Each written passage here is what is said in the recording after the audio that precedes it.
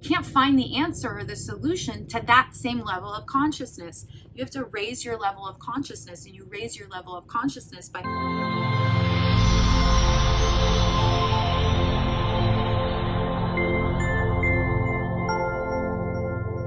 guys, I just wanted to send you a friendly reminder before hopping into this week's episode that our September retreat is coming up in only a month and a half. That's September 5th through the 9th in Taos, New Mexico. That is our next ketamine-assisted breathwork retreat. If you want to know more information, you can click on the link in the description. We also have another video that I'll link here that talks about the 5 biggest questions that we get asked about our ketamine retreats, as well as we did a free masterclass webinar on who our retreats are for, what you can expect after, and again, going over the 5 most asked questions. And I'll put the link to that in the description as well. It's an hour-long masterclass. It will answer all your questions and tell you, I think you'll walk away with an understanding if a retreat is good for you. If you are somebody that just feels really stuck in the same repeated cycles of thinking and feeling and acting in the same way, and you feel like you can't get out of that loop, you can't get out of that cycle, and it's not a very empowering cycle, our retreats are perfect for you. If you're somebody that's looking for clarity in your life, whether that be clarity of your life direction, your purpose, your path, or you're looking for clarity on some big steps that you know you need to take in your life, but you're unsure of what those steps may be, our retreats are perfect for you. If you are wanting to explore deeper your consciousness, if you want to connect to your higher self and your spiritual self more, our retreats are perfect for you. Although we do a pre-screening process where we make sure it's a good fit. If any of those describe you, I highly recommend you click on the free masterclass and webinar and check out really what our retreats are all about and how we use the ketamine along with breath work to create these very expansive transformational experiences in those 3 days. So we wanted to send this quick reminder out to anyone that is interested to check out the information and then reach out if the retreat is calling to you. I hope to see some of you there. Mwah. Hey guys, welcome to this week's episode where I am going to be bringing the whiteboard in. I haven't done this in a long time. In fact, I don't think that I've brought the whiteboard in on any of the videos on this channel. I did a lot of whiteboard stuff on my previous channel, but not this one. So yay, today comes in the whiteboard because I love visuals when I'm trying to teach something or convey a message or share some wisdom. For me, I'm a very visual learner, so it really helps me when learning anything new or contemplating on a concept. I like to visually see it. So that's why I brought the whiteboard in for you today. So today I am going to discuss with you why you can't find clarity on your life path, your life purpose, what you should be doing in your life. And I'm talking about this because, oh my gosh, the amount of people that I have talked to that struggle with this or wonder this, like they know that they have some sort of purpose or they have some sort of trajectory that they want to or are meant to go on in this life. They just struggle with figuring out what that is. And I think it's really common for people because we're so distracted. And I think in our culture, the more that we become disconnected in a way, even though you may say we're more connected by social media and technology, we're actually more disconnected. And I think because of that, we are all craving deeper meaning to life. When everything has become so materialistic in our culture, I think it's starting to swing to the opposite side, which is we're all searching for more meaning in life. Like at the end of the day, when your time is up, you can't take any of your shit along with you, meaning you can't take any of your objects along with you to the next realm or the next life. And so when that moment happens, did you have some meaning and purpose and joy and happiness in your life, as opposed to did you make a ton of money or did you accumulate a lot of things? So I think this is a really common question, observation, concern with many people in our culture right now. And so I'm going to share with you what we teach in our quadrant theory process and in our class we talk about the quadrant theory at our retreats, at our ketamine assisted breathwork retreats, but we also now have a 12-week class that we take a group of people through. We do them in cohorts, so it's not like you can just sign up at any time. We take usually about 10 people through as a group together. We've just found that's a much more powerful and effective way to teach a class as opposed to people just coming in at any time, because we're able to teach class live. The group's able to bond and connect and go through the process together, which is incredibly powerful.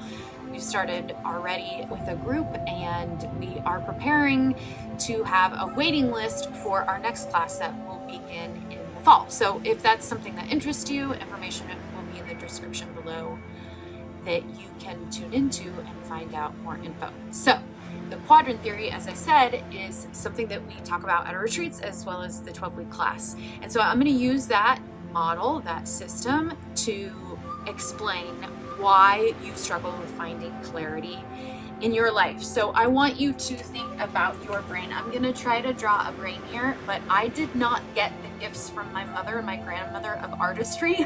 I do not draw well, so please have some grace and compassion for my drawing skills. I want you to think of your brain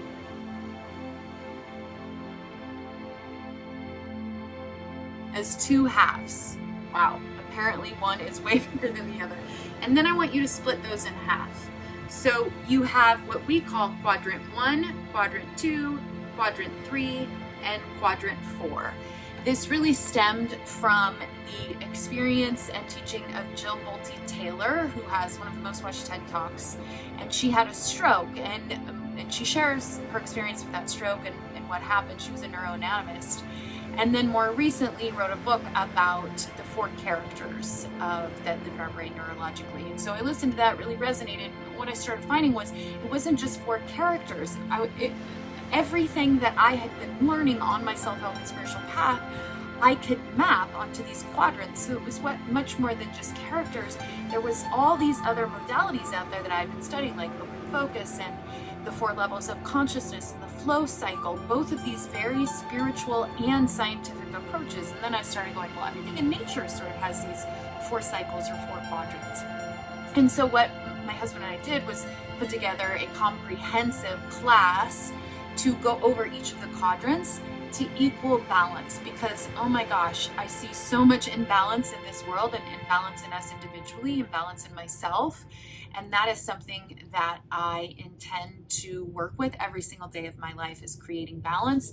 What I saw in my own path is that so many people can fall into the healing and get stuck in the healing, which is quadrant 2, like I need to heal, I need to heal, I need to heal, and they're just stuck in that cycle of healing and then they can't get out of it. Or I see so many people get stuck in 4, which is sort of like the spiritual realm, and they just want to bypass all of 2 and 1. They just want to disassociate from the world. They just want to be lost in the ethers and the 5D, and they have no structure. They have no forward motion in their life, or they really struggle with that. They struggle with any organization or anything like that, which is quadrant 1. And then a lot of times they leave out the play, which is quadrant 3. So 1 and 4 can get really serious, and so can 2, and 3 is really it's really the play aspect. And so what I found is that we can use this as a self-awareness map to bring balance, because staying stuck in any one of them is not balance. It's not good. But if you can learn how to balance between all 4 quadrants in your life, that is really where you'll find harmony, inner peace, no matter what's happening. You have forward motion while also being in the spiritual and being in the play. So I'm going to use this model, like I said, to help you to understand why you're lacking clarity. So if you think about it, when you are trying to think about what is my life path or what is my purpose, the number 1 quadrant is the part of you that's doing the asking. It's the ego, it's the identity, it's the self, it's the identity of somebody, the human that you are in this experience, going, what is my purpose? Mine, right here, right? And it's the part of you that asks the question. It's the first step in the scientific process. And I will tell you that I heard such a great talk with Rupert Spira and Don Hoffman. It was on a podcast, and they were talking about the differences between non-dualistic teachings and and the scientific process. And they were saying how a lot of non-dualistic teachings or circles or communities, they don't value quadrant one, meaning the thinking, the mind. They don't value it. They just say everything is one and that's it and nothing else matters.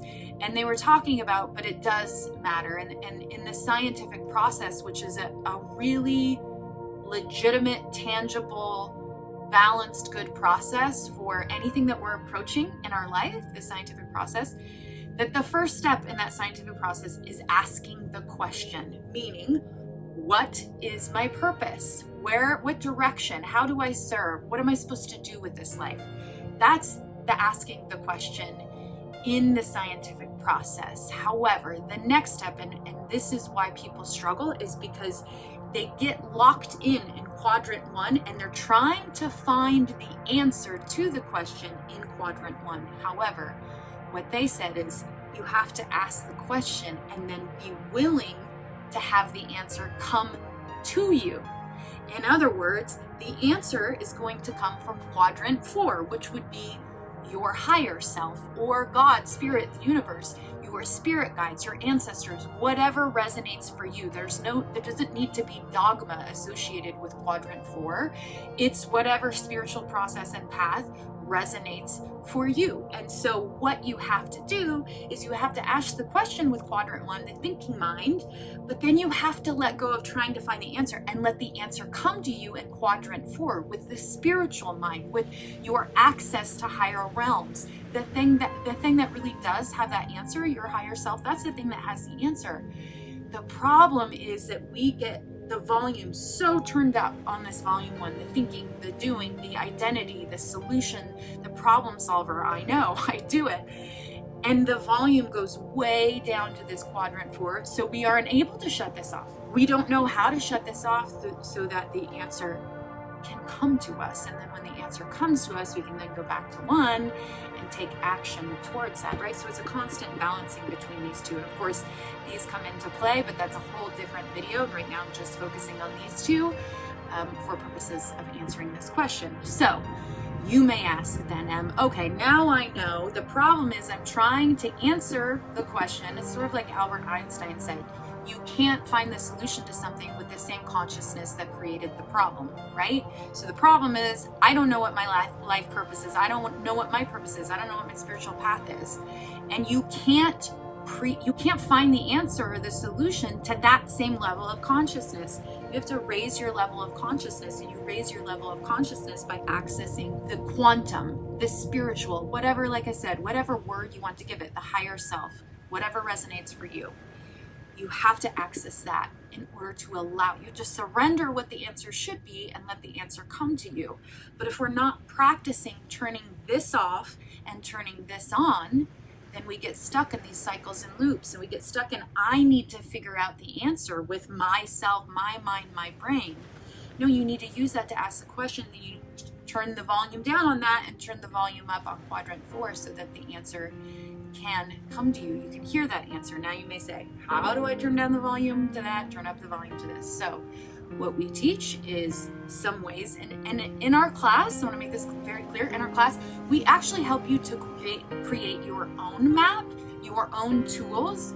We give you examples of things, but the much more effective and powerful thing, because everything that works for me does not mean it's going to work for you. Where you will get your most power is figuring out what resonates and works for you. So what I do to turn down volume on quadrant 1 and turn up volume on quadrant 4 may not work for you, but for purposes of giving you some ideas and sparking some creativity, I'm going to share with you what I do and the ideas that we give to the people that we work with. So quadrant 1, I have no problem activating that. I have a very turned on quadrant 1. I love to learn. I love to organize. I love to think about things, contemplate on things. I am a problem solver by nature. It's my nature. So quadrant 1, I have no issues with. Obviously, I've had to learn to balance quadrant 4 in my life. And so some of the things that I do for that are, number 1, meditation, pretty much across the board for anybody. And that doesn't mean, again, there's dogma around what kind of meditation or how long. You need to find what works for you. For some people, 20 minutes every day of just silent meditation works for them. That doesn't necessarily work for me because I have such an active quadrant 1 and such an active mind. I usually need to meditate for 30 minutes to an hour, 5 days a week. That just has to be my practice on top of breathwork. I'll do some breathwork. Breathwork doesn't necessarily help me activate quadrant 4 for me. It helps me work in quadrant 2 because I'm working within the body. But meditation for sure is a way to turn this on. So any kind of a daily meditation practice also, what has proven to be the most beneficial for me and for others we walk through this path is ketamine therapy. So we use ketamine actually in our quadrant 30 12-week class because we believe in the effects of the neuroplasticity that ketamine creates. And neuroplasticity means it will start to connect neural networks in your brain to activate quadrant 4. That's what the medicine is actually doing for you. And so it for sure can help in that process. So that has probably been the biggest thing is ketamine. Like I said, we use them at our retreats and in our class. So breathwork and ketamine. The other thing that has been massively huge for me in this, nature. Getting out in nature 3 to 5 hours a week. When we moved to Taos, well, we didn't move there. We lived there for 5 months since we live out of full-time out of our RV. But when we got there, we spent five months in Taos. And I mean, it for me was such an activating space. And it may not be for you. There may be some other space in the US that activates that in you. But for me, it was Taos. We were out in nature all the time. There's just not a lot of people there. There's not really any buildings. It's just wide open spaces, and it's just absolutely gorgeous. And for me, being out there is like nature teaches us how to slow down, how to be quiet, how to be present, how to be patient, and all of those things are required in order to access quadrant 4. So nature for me has been massive in turning up the volume on quadrant 4. So those are 3 things that you can look into doing: meditation, ketamine, nature. 3 things that you can do to start activating this quadrant, because once you start activating it, those answers will come to you. They did to me, and ketamine was a huge part of that process. It actually helped me after a time period of turning, about 2 years of turning the volume way up on quadrant 1 and way down on quadrant 4. Ketamine was sort of the reset that I needed. It activated this quadrant for me again, and I was able to hear my higher self and connect with my higher self, and that relationship has continued to grow since then. So ketamine obviously has been a huge thing for me, and if you can't access ketamine, if you can't make it to one of our retreats or do our class, there are most likely local ketamine clinics that you can go to. If that's not an option for you, meditation and nature would be the 2 top things that I recommend in order to activate that. So hopefully that helped. If you are somebody, which I know, like I said, there's so many out there that are struggling with what is my purpose, or I'm at a place in my life where I don't know the direction I'm supposed to go. I just know it's not this way. Like I said, it's really common. So hopefully this video helped you. Let me know in the comments below, and certainly by the time we post this video, there is an upcoming ketamine retreat. You can find out information about those on our website, which is emmandscott222.com/retreats. That will show you a list of all the upcoming ketamine retreats that we have going. Let me know if this helped. Let me know if you understand what that means, if that makes sense to you. And let us also know in the comments, what do you do? What's your practice to activate quadrant 4 in your life? I will see you next week. Love you all.